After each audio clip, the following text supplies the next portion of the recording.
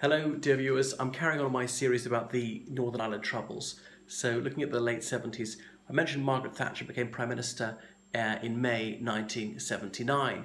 There'd already been some IRA and INLA hunger strikes, hadn't gone very far, nobody had died.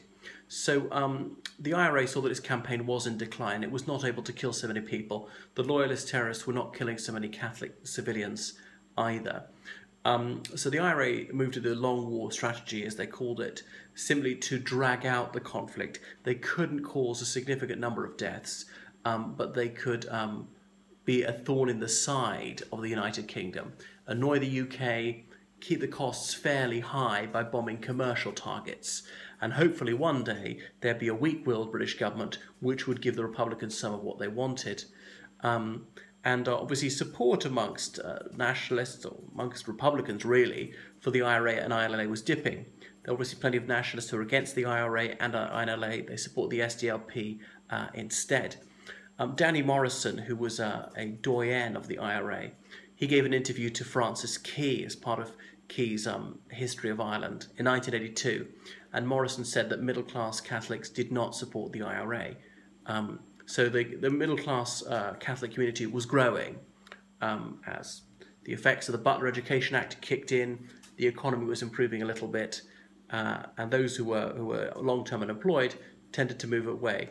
And plenty working-class Catholics didn't vote for Sinn Féin either. That's as close as one could come to backing the IRA, as everybody knew that Sinn Féin was simply the IRA without the balaclava.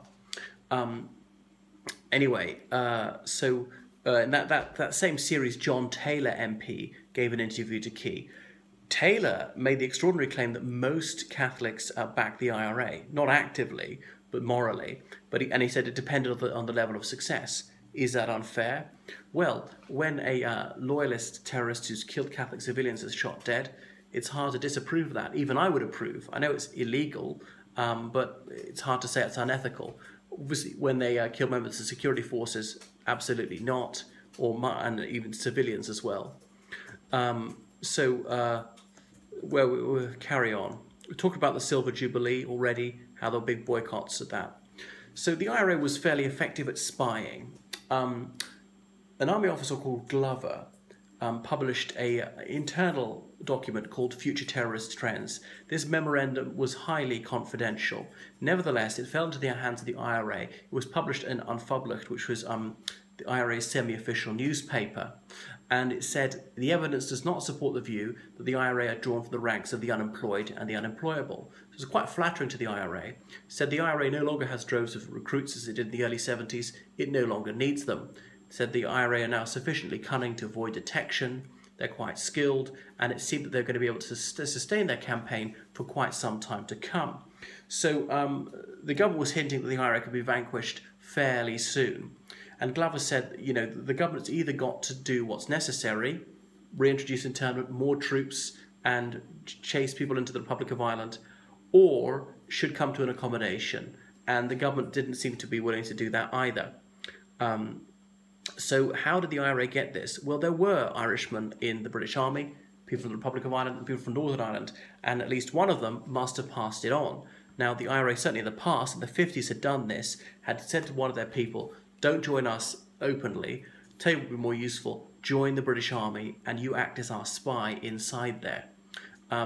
The security forces had spies inside the IRA, the INLA, and their loyalist mirror images, so it would stand to reason that, of course, the Republicans would try and have a mole inside the security services. So the IRA took comfort from that. They found it highly obliging.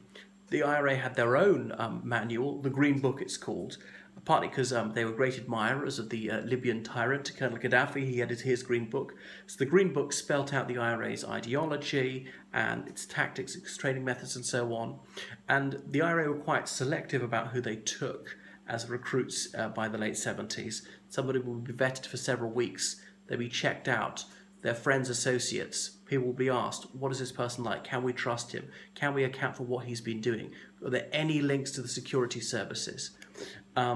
Before someone would be joined. They try to put people off, say this is not easy, it's not fun, it's not a game, it's not just about being sentimental and patriotic. There's a very high chance you're going to go to jail for a long time or get killed. Are you really up for that? So to put off people who might be callow, who might crack under questioning too easily, who might be turned informers. So the IRA started meticulously planning operations and engaging in a lot of reconnaissance and things like that.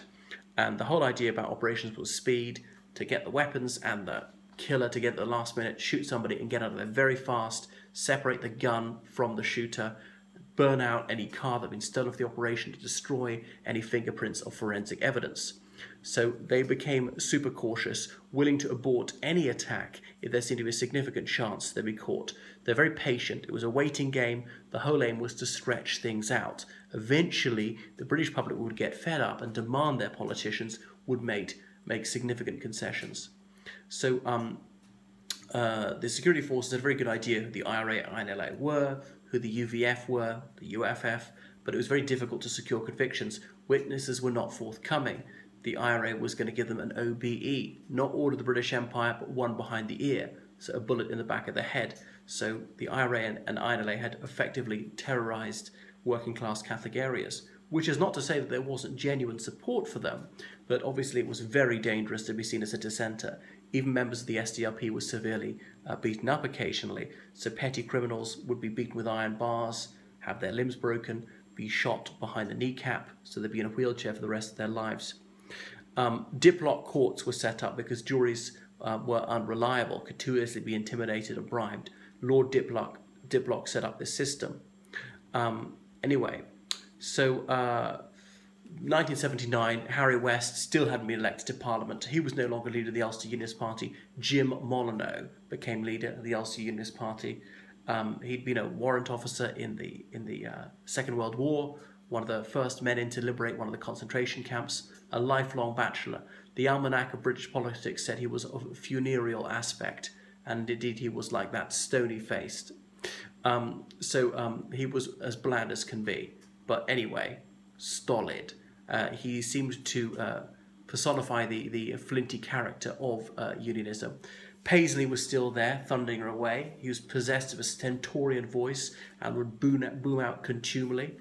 By the way, he was known as the Doc to some of his supporters because of his PhD from Bob Jones University in the United States, which is a Christian fundamentalist one.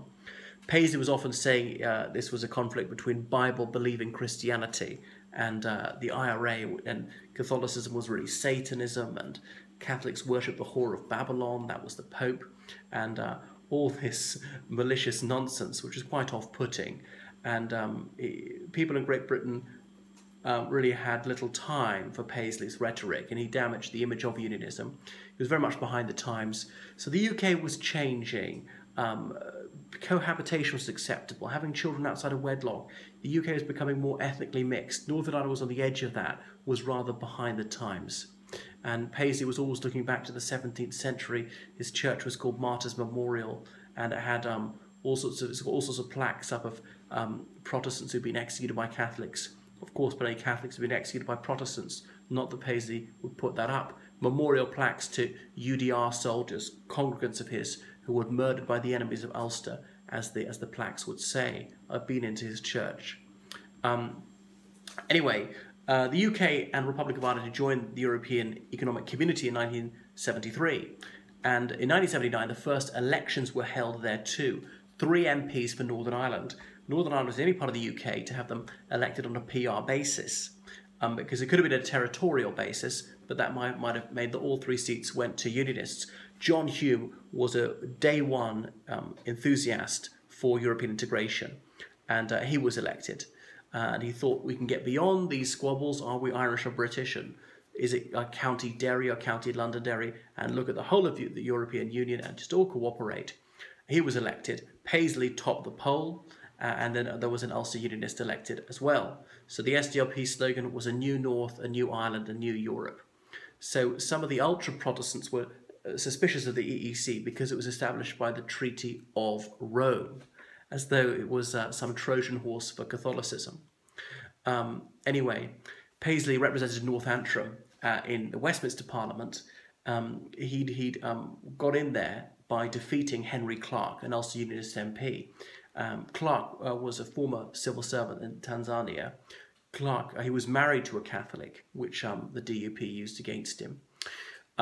It's said that Paisley was very popular with his Catholic constituents.